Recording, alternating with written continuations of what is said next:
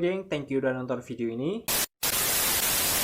By the way, di tahun 2022 ini masih ada yang percaya sama yang namanya kutukan, gengs. Ya, generally memang di tahun yang udah modern sulit banget menemukan orang-orang yang percaya sama yang namanya kutukan atau hal-hal mistis. Tapi meskipun udah berusaha dielakkan, tetap aja yang namanya hal mistis, horor, dan juga kisah-kisah yang berdasarkan mitos itu tetap aja berseliweran di mana-mana dan ada di sekitar kita. So, kali ini kita bakal ngebahas dan juga berbicara masalah sebuah kutukan yang dikeluarkan oleh benda-benda mati, yang kali ini tuh notabene sebuah perangkat mumi udah nggak ada lagi bernyawa, akan tetapi tetap dipercaya memiliki kekuatan-kekuatan magis dan bahkan sebuah kutukan. Nah, spesifiknya kali ini kita bakal ngebahas kutukan-kutukan yang dikeluarkan oleh muminya Firaun. Udah ada yang pernah dengar? Atau mungkin ada yang sering baca di portal ataupun pernah nonton di channel lain. Tapi kali ini kita bakal kulik nih fakta-fakta di balik kutukan Firaun yang berlaku bahkan memakan korban jiwa yang luar biasa. Creepy.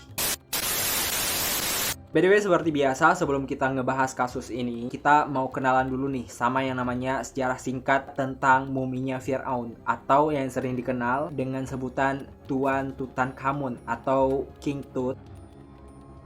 Meskipun tulisannya itu Tutankhamun, tapi dalam konteks penjedaannya, Tutankhamun ini dibaca dengan sebutan Tutankhamun. Tokoh dari Raja Tut ini merupakan seorang dinasti yang ke-18 dan pernah memerintah yang namanya kerajaan di Mesir. Dalam sejarahnya pernah mencatat bahwa King Tut ini memerintah antara tahun 1333 sampai dengan 1324 sebelum Masehi. Jadi kalau misalnya direkapitulasi secara lengkap, raja ataupun King Tut ini pernah hidup sekitar 3500 tahun sebelum Masehi gitu. Jadi kalau misalnya ada kisah-kisah yang mengaitkan tentang Raja Firaun dan sebagainya, ini tuh kayak logik banget dengan kisah yang 3500 tahun yang lalu. Based on information yang gua baca, sebenarnya nama dari King Tut ini adalah Tutankhaten, atau yang berarti jelmaan hidup. Ini tuh kayak punya arti bahwa Raja Tut ini kayaknya memang nggak hidup secara abadi. Gua pun nggak ngerti apa maksud dari kata-kata Tutankhaten ini. Tapi intinya di tahun 2010 tuh udah dilakukan yang namanya riset, dan tepat di tahun itu ditemukan bahwa adanya kecocokan DNA antara muminya King Tut ini dengan sebuah mumi yang juga nggak jauh beda, dan namanya itu mumi Akhenaten. Sehingga dari penelitian ini tuh kayak disimpulkan sebenarnya mumi King Tut ini merupakan anak dari Akhenaten. Dan setelah diteliti lebih lanjut lagi, ternyata mumi King Tut ini menikah dengan adik kandungnya sendiri. Tapi meskipun udah diteliti tentang berbagai DNA dan juga berbagai penelitian lain, tanggal dari kematian King Tut ini belum ditemukan. Gua nggak tahu kenapa hal ini tuh masih sangat menjadi misteri penyebab dari kematian King Tut. Tapi di topik pembahasan kali ini kita bakal ngebahas kutukan-kutukan yang terjadi ketika ada orang-orang yang mau meneliti dari mumi King Tut ini. Dan yang paling creepy-nya adalah orang-orang yang terlibat dalam kutukan ini merupakan orang-orang hebat yang juga terlibat dalam penelitian terhadap muminya Firaun atau King Tut. Dan gak hanya itu, ternyata kutukan ini memakan banyak korban jiwa, sehingga kutukan ini tuh kayak dipercaya banget bahwa Firaun yang asli telah mengutuk orang-orang yang mencoba untuk mencari identitas dari dirinya.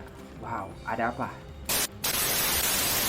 By the way, setelah ditemukan di tahun 1922, seorang ilmuwan meneliti lebih lanjut tentang mumi ini. Ilmuwan ini bernama Howard Carter. Sebenarnya, penelitian ini tuh dilandasi oleh proyek besar-besaran yang semuanya itu didanai oleh seorang bangsawan Inggris bernama George Edward Stanhope, atau orang-orang sering menyebutnya dengan nama Lord Carnarvon. Nah, flashback lagi, ternyata di tahun 1917 udah pernah ada nih yang namanya penelitian untuk mumi Firaun. Akan tetapi terkendala karena di tahun tersebut tuh lagi maraknya Perang Dunia I. Akhirnya pada kala itu Lord Carnarvon terpaksa untuk menghentikan proyek besar ini, dan di tahun 1922 kayaknya Lord Carnarvon ini masih penasaran dengan hasil penelitian dan manggil kembali si Howard bersama dengan timnya untuk meneliti kembali nih dari muminya si Firaun. Nah, barulah di tahun 1922 dilanjutkan kembali penelitian ini sehingga ditemukan banyak sekali informasi, dan kutukan ini dimulai di tahun ini. Untuk yang pertama, kutukan ini tuh kayak memilih satu orang yang benar-benar penting dalam project ini. Lord Cornavon menjadi salah satu tumbal dari ganasnya kutukan Firaun ini. Kutukan ini tuh kayak dianggap angker banget ketika kasus dari kematian Lord Cornavon yang terjadinya tuh kayak simple banget. Hanya karena gigitan satu ekor nyamuk doang yang membuat nyawanya si Lord Cornavon ini harus meninggal dunia. Dan gak hanya itu, sehari setelah penelitian dimulai, ketika Lord Cornavon ini pulang ke rumahnya, dia menemukan seekor ular kobra telah memangsa dari burung kenarinya yang merupakan hewan peliharaan paling disayang dari Lord Cornavon ini. Dan gak hanya sampai di situ, ketika Lord Cornavon ini menghembuskan nafas terakhirnya, seluruh lampu yang terdapat di kompleks rumahnya itu mati tiba-tiba. Dan kutukan ini tuh terus menjadi-jadi ketika seekor anjing kesayangan dari Lord Cornavon mengalami kematian seminggu setelah Lord Cornavon meninggalkan dunia. Satu hal yang mengganjal dari kejadian meninggalnya Lord Cornavon, setelah diteliti bertahun-tahun, ketika peti mumi dari Firaun ini dibongkar dan ditemukan kayak sebilah luka yang lukanya itu sama persis dengan apa yang terjadi pada jasadnya Lord Cornavon ketika meninggal dunia di beberapa waktu sebelumnya. Wow.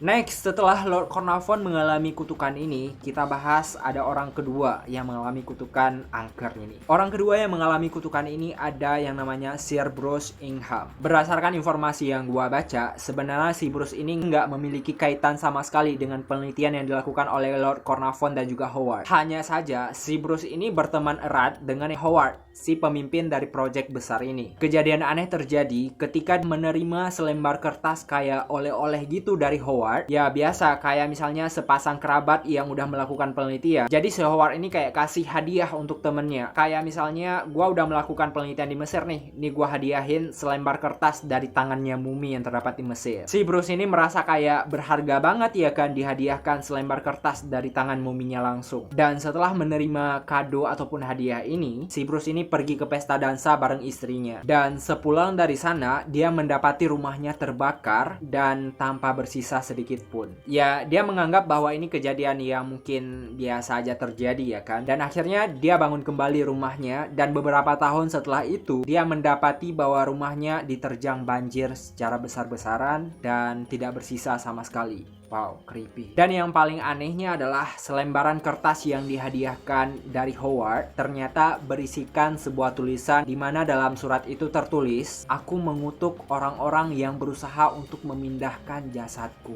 Ini tuh kayak sebuah pesan tersembunyi banget dari mumi-mumi dan khususnya muminya Firaun yang diteliti oleh Howard, kerabatnya si Bruce. Wow. Next, korban selanjutnya dari kutukan Firaun ini ada Audrey Hepburn. Hepburn ini merupakan adik kandung dari Lord Carnarvon yang merupakan penggagas dan juga pembiaya. Maksudnya yang memberi biaya dalam penelitian untuk mumi Firaun. Kejadian aneh terjadi pada Hepburn ketika dia merasa sakit gigi dan giginya itu menginfeksi seluruh mulutnya sehingga dia pergi ke dokter gigi dan memeriksa giginya. Ketika si dokter mencoba untuk mencabut giginya, ternyata kayak malpraktik gitu, gagal untuk melakukan pencabutan dan akhirnya mengalami kebutaan sementara dari si Bruce ini. Alhasil karena memang gagal dan si gigi ini terus menginfeksi seluruh mulutnya dan terpaksa giginya si Bruce ini harus dicabut semua. Dan ketika dicabut semua, seluruh penglihatan dari si Bruce ini harus hilang dan gelap selamanya, alias mengalami buta total. Dan akhirnya si Bruce ini meninggal karena diagnosa keracunan darah. Wow. Kutukan selanjutnya terjadi pada seorang anggota tim bernama Aaron Amber. Based on the story yang gua baca, sebenarnya Amber tidak ada di tempat pada saat pengangkatan dari mumi King Tut ini. Meskipun gak ada di tempat, ternyata si Amber ini juga kayak berkecimpung dalam membantu si Howard untuk nyari beberapa data penuh nih sama muminya si King Tut. Dan tepat di tahun 1926, tepatnya beberapa tahun setelah muminya King Tut dilakukan penggalian, rumahnya si Amber ini kebakar dan akhirnya dia juga ikut terbakar karena menyelamatkan sebuah buku yang terjerembab di dalam rumah yang terbakar. Dan yang paling anehnya adalah buku yang berusaha untuk diselamatkan Amber berjudul Egyptian Books of the Dead atau Kematian Orang-orang di Mesir. Wow. The last kutukan yang terjadi adalah James Henry Breasted. Sebenarnya si Breasted ini nggak punya hubungan apapun sama penelitian dari Howard ini. Tapi dia tuh kayak punya kekerabatan banget sama si Howard. Dan berdasarkan sumber yang gua baca, ternyata si Breasted ini juga ngebantu beberapa kali penelitian yang dilakukan oleh Howard. Dan kasus keanehan yang terjadi juga sama nih sama beberapa orang yang sebelumnya. Dimana ketika Breasted pulang ke rumah, hewan peliharaannya itu sama aja dimakan oleh seekor king cobra besar yang berada di dalam kandang hewan peliharaannya itu. Wow, serem. Dan gak hanya itu, kematian dari Breasted ini setelah sehari dia pulang dari Mesir mengunjungi makam mumi. Itulah beberapa orang yang mengalami kutukan-kutukan dan diyakini ini adalah sebuah kutukan besar dari mumi King Tut. Dan finally kutukan ini tuh kayak dipatahkan dengan meninggalnya Howard Carter di beberapa puluh tahun setelah penelitian ini. Jadi orang-orang yang menganggap semulanya kutukan ini adalah benar, kayaknya dipatahkan banget dengan teori meninggalnya Howard Carter tanpa ada diagnosis yang berbau kutukan. Dan Howard Carter meninggal karena adanya kanker di bagian tubuhnya dan meninggal dalam keadaan yang masuk akal atau logik. Itulah gengs, gimana pendapat kalian tentang kutukan-kutukan Firaun ini? Kalau kalian punya opini pribadi, silahkan ketikkan di kolom komentar.